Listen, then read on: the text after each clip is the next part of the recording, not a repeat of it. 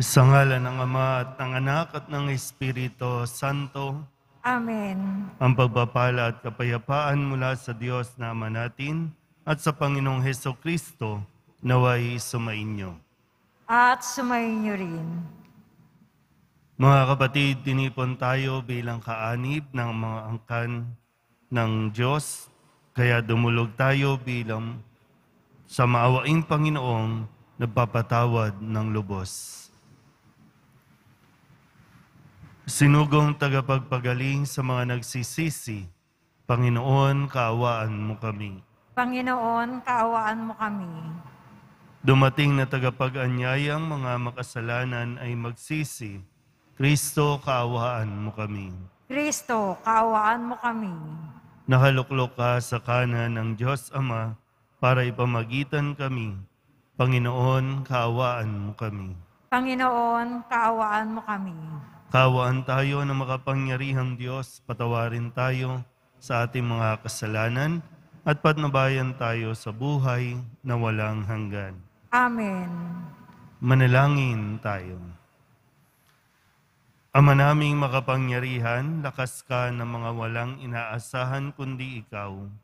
Ang pagluhog namin ay iyong pagbigyan, sapagkat kami mga tao lamang na pawang mahihina kapag iyong iniwanan.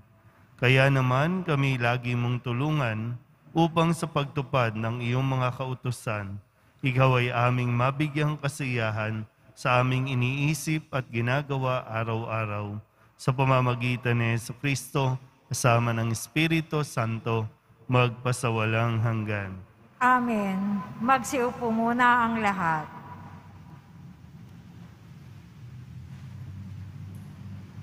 Pagbasa mula sa aklat ni Sirach.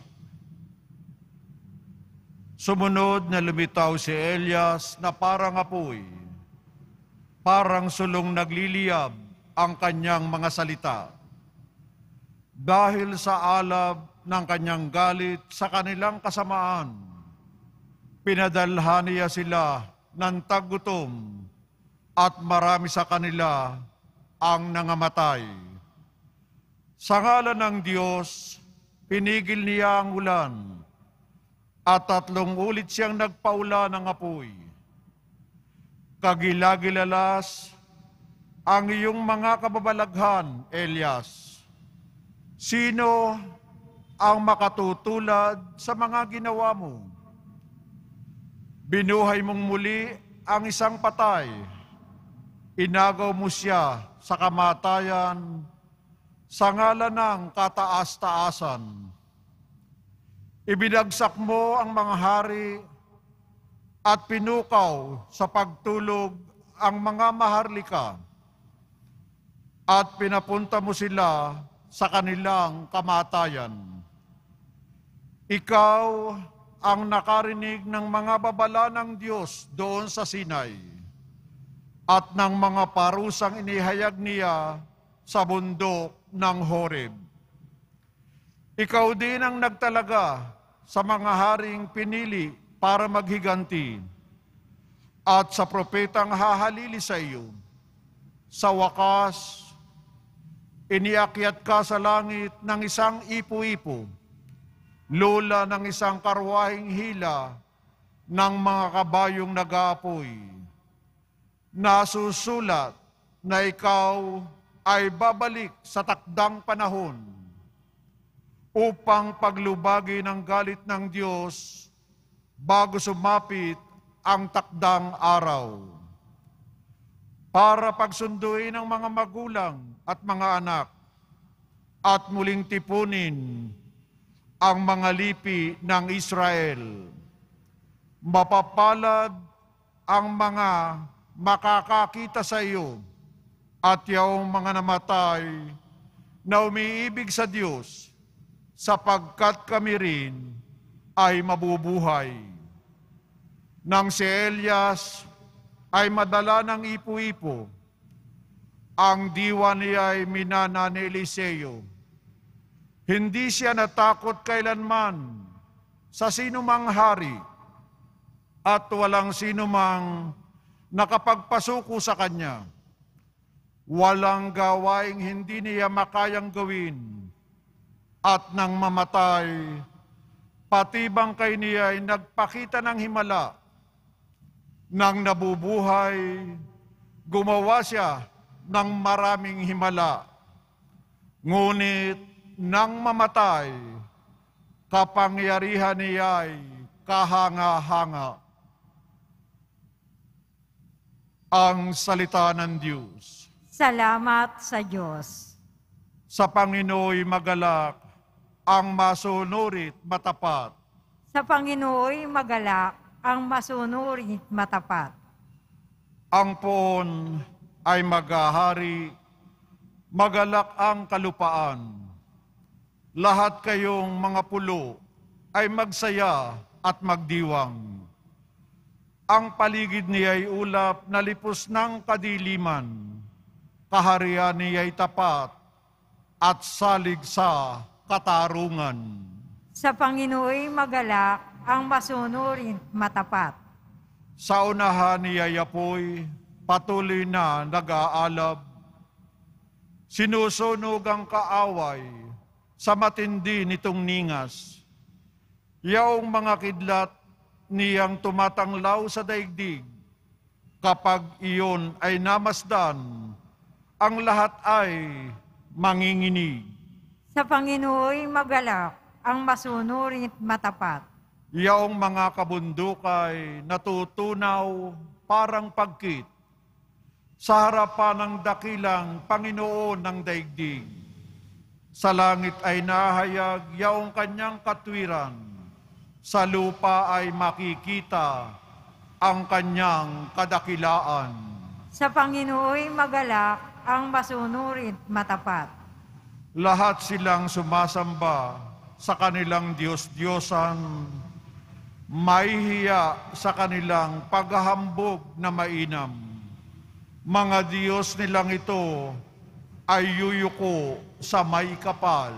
Sa Panginooy magalak, ang masunurit matapat. Magsitayo po ang lahat.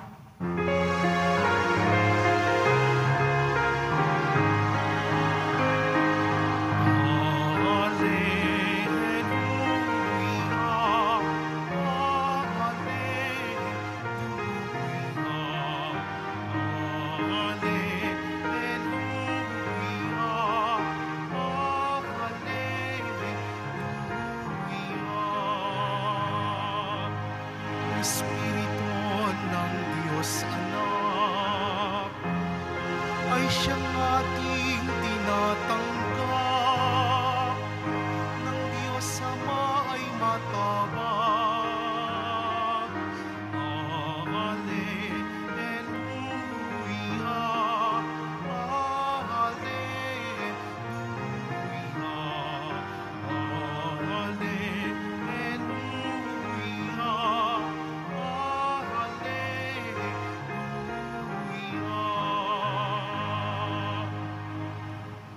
Sumainyo ang Panginoon. At sumayo rin. Ang mabuting balita ng Panginoon ayon kay San Mateo. Papuri sa iyo, Panginoon.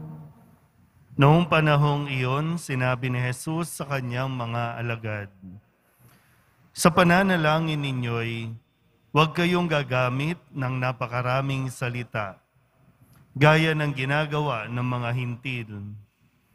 Ang akala nila'y pakikinggan sila ng Diyos dahil sa dami ng kanilang salita.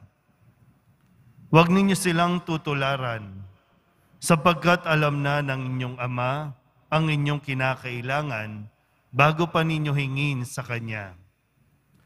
Ganito kayo mananalangin. Ama naming nasa langit, sambahin nawa ang pangalan mo. Ikaw nawa ang maghari sa amin. Sundin nawa ang iyong kalooban dito sa lupa tulad ng sa langit. Bigyan mo kami ng pagkain kailangan namin sa araw na ito at patawarin mo kami sa aming mga kasalanan tulad ng aming pagpapatawad sa mga nagkakasala sa amin. At huwag mo kaming iharap sa mahigpit na pagsubok, kundi ilayo mo kami sa masama. Sapagkat iyo ang kaharian at ang kapangyarihan at ang kapurihan magpakailanman. Amen. Sapagkat kung pinatatawad ninyo ang mga nagkakasala sa inyo, patatawarin din kayo ng inyong amang nasa langit. Ngunit kung hindi ninyo pinatatawad ang mga nagkakasala sa inyo, hindi rin kayo patatawarin ng inyong Ama. Ang mabuting balita ng Panginoon. Pinupuri ka namin, Panginoong Hesukristo. Magsiupo po ang lahat. Isang magandang araw po sa inyong lahat. Sa atin pong unang pagbasa sa aklat ni Sirach, isinalaysay dito kung sino si Elias at ano ang kanyang mga ginawa. Sa puntong ito, kung babalikan lang po natin yung kwento, natapos na ni Elias ang kanyang misyon, ang maging propeta, ang maging tagapagpahayag. Kaya nga po, isinalaysay sa aklat ni Sirach, yung bawat yugto, bawat bahagi ng buhay ni Elias, kung paano niyang sinunod, paano niyang tinupad, paano niyang isinabuhay ang misyon bilang propeta. Iniakyat na si Elias, kinuha na siya ng Diyos. Tapos na ang kanyang buhay dito sa mundong ito at ipinasa na ni Elias ang kanyang misyon o responsibilidad kay Eliseo. So, normally, naririnig natin yung ganitong tagpo kapag tayo po ay dumadalo ng burol, yung testimony, yung pagbibigay ng mga huling salita. Ano ba yung naaalala mo tungkol doon sa namatay? Paano siya nakaapekto sa buhay mo? Ano yung impluwensya niya sa iyo? Ano ang hindi mo makakalimutan tungkol sa Kanya?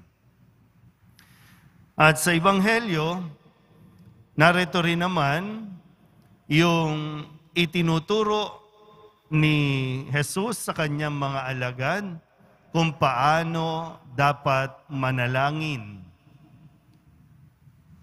At ibinigay sa atin, magpasa hanggang ngayon ginagamit natin itong napakagandang panalangin ng Ama namin. Gusto ko pong anyayahan kayo na mapagnilayan natin dahil ang realidad, hindi naman tayo panghabang buhay, mabubuhay sa mundong ito. Isang araw, kukunin tayo ng Diyos. Sa ayaw at sa gusto mo, mawawala tayo sa mundong ito. Tanggapin mo man o hindi ang katotohanan, kukunin tayo ng Diyos isang araw. Minsan alam ng tao, mawawala na siya. Minsan hindi alam ng tao, kasi hindi ina-entertain ng tao, na maari siyang mawala kahit anong oras. Pero ang tanong, kapag kinuha ba tayo at natapos na ang mundo, ang buhay natin, ano ba ang maaalala ng mga tao sa iyo? Paano kanila aalalahanin? Paano kanila ikikwento? Maganda ba ang maririnig ng mga tao tungkol sa iyo? O hindi kagandahan? Paano ba tayo na yung pag-uugali natin, lalo tigit, nakaka-inspire ba tayo sa mga tao na kasama natin, lalo tigit sa anak mo, asawa mo, kaibigan mo, sa mga taong nasa paligid mo? Nakapag-inspire ka ba? Hindi tayo pwede lang maging influencer lang kundi naka-impluensya o naka-inspire ka ba para yung bang kahit wala ka na, isinasabuhay pa rin nila yung mga natutunan nila tungkol sa iyo? Sa mga deboto po, no, may mga kwento na kaya ka naging deboto o nagdebosyon ay dahil ito ang natutunan mo sa iyong mga magulang o sa iyong lolo, lola, at ngayon sinisikap mo din na maituro ito sa iyong anak o sa iyong apo kung paano manalangin, kung paano magdebosyon sa Poong Jesus Nazareno. Sana po, no? O nawa, wag lang tayong maiwan sa paghahanda ng mga material na bagay na po pwede mong iwan o ipamana sa mga tao sa paligid mo. Kundi bigyan din natin ng pagpapahalaga paano mo sila mai-inspire, sumunod o makinig sa aral at mga turo ng Poong Jesus Nazareno. Amen. Magsitayo po ang lahat.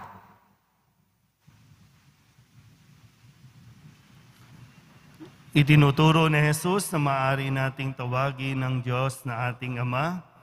May matatag na pag-asa, nating dalhin sa Kanya ang ating mga hinaing. Ang ating pong itutugon, Panginoon, dinggin mo ang aming panalangin. Panginoon, dinggin mo ang aming panalangin. Ang simbahan naway laging ipahayag sa buong sanlibutan ang malalim na pananalig sa pagdating ng paghahari ng pag-ibig, katarungan at kapayapaan ng Ama. Manalangin tayo. Panginoon, dinggin mo ang aming panalangin. Sa gitna ng kahirapan sa buhay, naway huwag nating isuko ang pagdarasal at huwag tayong magpadaig sa mga tukso. Manalangin tayo. Panginoon, dinggin mo ang aming panalangin. Tayo naway magkaroon ng sapat na pagkain sa ating pang-araw-araw na pangangailangan at kadakilaan ng puso na patawarin ang ating mga kaaway. Manalangin tayo. Panginoon, dinggin mo ang aming panalangin. Ang mga may sakit at yaong mga nag-aaruga sa kanila, naway maranasan ang Diyos sa kanilang araw-araw na pagsasakripisyo. Manalangin tayo. Panginoon, dinggin mo ang aming panalangin. Ang mga yumao, naway makita ng harapan ang Diyos sa kanyang walang hanggang tahanan. Manalangin tayo. Panginoon, dinggin mo ang aming panalangin. Idulog din natin sa Panginoon ang ating mga personal na kahilingan at mga panalangin para sa ating mga pamilya.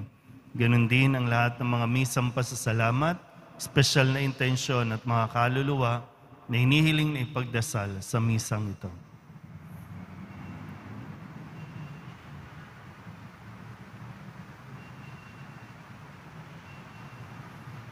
Ang lahat ng ito inihiling namin sa ngalan ni Kristong aming Panginoon.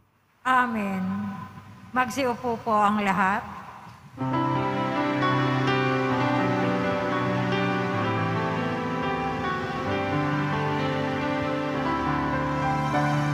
Jesus Nazareno, anak pag-inapay sa tanan, ay nagbibigay buhay, biyayang kaloob mo ay aming inaalay, aming iling pagpapalat, buhay na dalisay. Magsitayo na po ang lahat. Manalangin kayo mga kapatid upang paghahain natin ang kalugdan ng Diyos Amang makapangyarihan. Tanggapin nawa ng Panginoon itong pag-aahin sa iyong mga kamay, sa kapurihan niya at karangalan, sa ating kapakinabangan at sa buong sambayan niyang banal. Ama naming lumikha, kami ginawa mong may angking katauhan na dapat pakainin at pangalagaan at iyong dinudulutan ng banal na pakikinabang. Ipagkaloob mong kami huwag magkulang sa mga iniuukol mo sa aming kapakanan sa pamamagitan ni Jesucristo kasama ng Espiritu Santo magpasawalang hanggan. Amen. Sumainyo ang Panginoon. At sumayo rin. Itaas sa Diyos ang inyong puso at diwa. Itinaas na namin sa Panginoon. Pasalamatan natin ang Panginoong ating Diyos. Marapat na siya ay pasalamatan. Ama naming makapangyarihan, tunay ngang marapat na ikaw ay aming pasalamatan. Sa iyong paglingap at kagandahang loob, ang tao'y nilikha mo at pinangasiwa sa sansinukob. Sa hangad mong siya'y iwastong lubos, siya'y pinagdusa mo sa kanyang pagtalikod. Sa iyong paggiliw, iyong ipinahintulot na makabalik siya sa pamamagitan ni Kristo Jesus. Kaya kaysa ng mga anghel na nagsisiawit ng papuri sa iyo, nang walang humpay sa kalangitan, kami nagbubunyi sa iyong kadakilaan.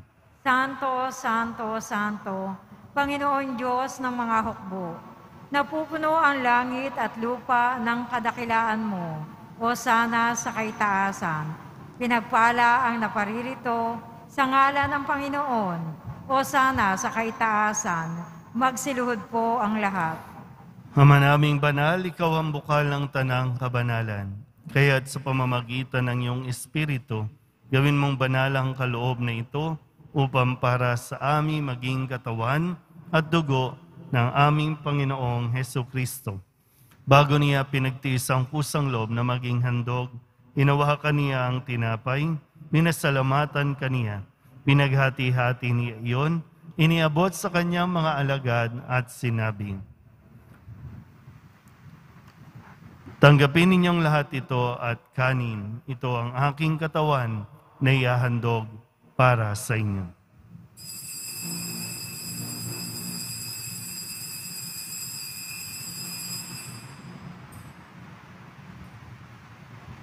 Gayun din naman, nung matapos ang hapunan, hinawakan niya ang kalis, muli kaniyang pinasalamatan. Iniabot niya ang kalis sa kanyang mga alagad at sinabi, tanggapin ninyong lahat ito at inumin. Ito ang kalis ng aking dugo, ng bago at wala hanggang tipan. Ang aking dugo na ibubuhos para sa inyo at para sa lahat, sa ikapagpapatawad ng mga kasalanan. Gawin ninyo ito sa pag-alaala sa akin.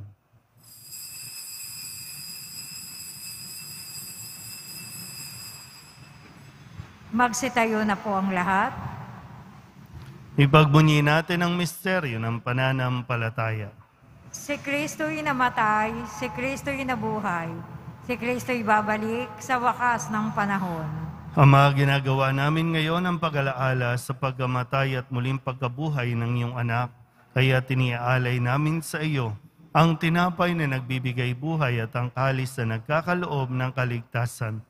Kami nagpapasalamat dahil kami iyong minarapat na tumayo sa harap mo para maglingkod sa iyo. Isinasamo namin kami magsasalo-salo sa katawan at dugo ni Kristo ay mabuklod sa pagkakaisa sa pamamagitan ng Espiritu Santo. Ama, lingapin mo ang iyong simbahang laganap sa buong daigdig.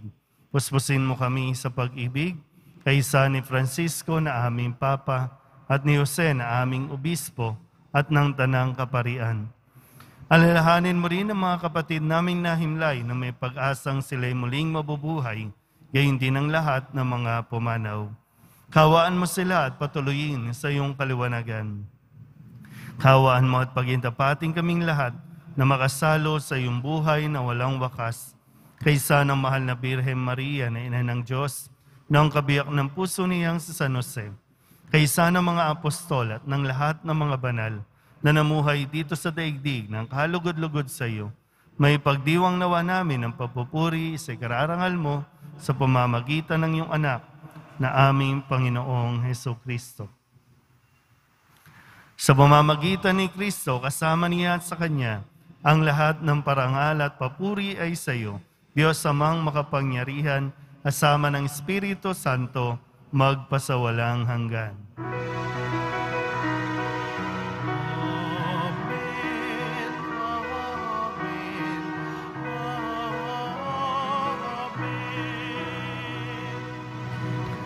Buong kababaang loob tayong tumawag sa ating Panginoon ng Ama namin. Ama namin, Sumasalangit ka, sambahin ang ngalan mo, mapasa amin ang kaharian mo. Sundin ang loob mo dito sa lupa para nan sa langit.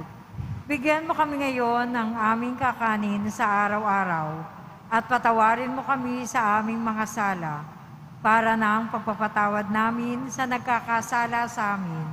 Huwag mo kaming ipahintulot sa tukso at iadya mo kami sa lahat ng masama. hinihiling namin kami iadya sa lahat ng masama, pagkalooban ng kapayapaan araw-araw, iligtas sa kasalanan, at ilayo sa lahat ng kapahamakan, samantalang aming pinananabikan ang dakilang araw ng pagpapahayag ng tagapagligtas naming si Hesu Kristo. Sapagkat iyo ang kaharian, ang kapangyarihan, at ang kapurihan magpakailanman. Amen. Panginoong Hesu Kristo, sinabi mo sa iyong mga apostol, kapayapaan ang iniiwan ko sa inyo, ang aking kapayapaan ang binibigay ko sa inyo. Tunghayan mo ang aming pananampalataya at huwag ang aming mga pagkakasala. Pagkalooban mo kami ng kapayapaan at pagkakaisa ayon sa iyong kalooban, kasama ng Espiritu Santo, magpasawalang hanggan. Amen. Ang kapayapaan ng Panginoon ay laging sumainyo. At sumayo rin. Magbigayan po tayo ng kapayapaan sa isa't isa. Kordero ng Diyos na nag-aalis ng mga kasalanan ng sanlibutan, maawa ka sa amin. Kordero ng Diyos na nag-aalis ng mga kasalanan ng sanlibutan, maawa ka sa amin. Kordero ng Diyos na nag-aalis ng mga kasalanan ng sanlibutan, ipagkaloob mo sa amin ang kapayapaan. Magsiluhod po ang lahat.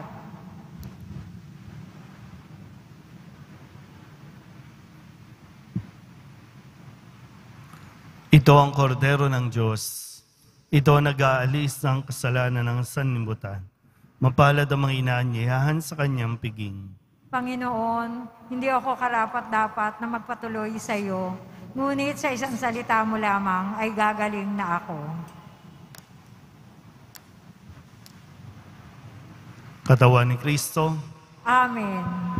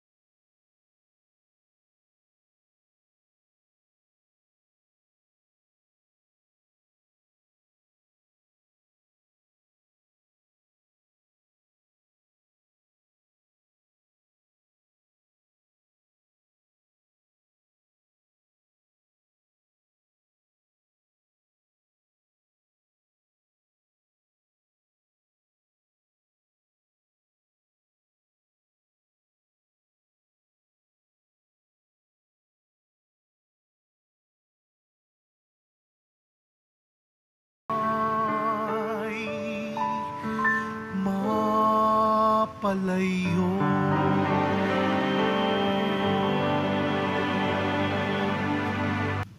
Manalangin tayo. Ama naming mapagmahal, ang pinagsaluhan naming banal na pakikinabang na nagpahiwatig ng iyong pakikiisa sa tanang naritong nakikipagdiwang ay magdulot nawa ng pagkakaisa sa iyong sambayanan sa pamamagitan ni Jesucristo asama ng Espiritu Santo magpasawalang hanggan. Amen. Sumainyo ang Panginoon. At sumayo rin. Manalangin tayo para sa pagbabasbas. Mahal na pong Jesus Nazareno, inihayag mo sa pamamagitan ng krus ang walang maliw na pag-ibig ng Diyos sa sangkatauhan. Pakinggan mo ang kahilingan ng iyong angkan na nagsusumamo sa iyo. Makamtanawa nila ang iyong katugunan at tanggapin ang kasagutan na may utang na loob na tinatanaw.